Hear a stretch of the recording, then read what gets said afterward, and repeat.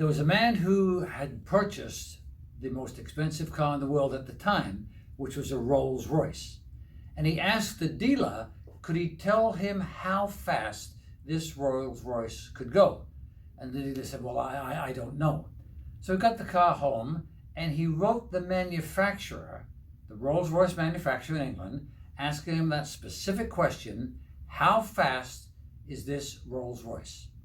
He waited a couple of days, maybe a week, maybe 10 days. He got an answer from the Rolls Royce company, and it said this: it's adequate. It's adequate. It might be adequate for the Rolls Royce, but it wasn't adequate for this guy. Adequate is not enough. It's not good enough for you or me.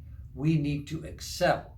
We need to be challenged, yes, but we need to go beyond what is expected. Adequate just doesn't cut it. Make it a great day.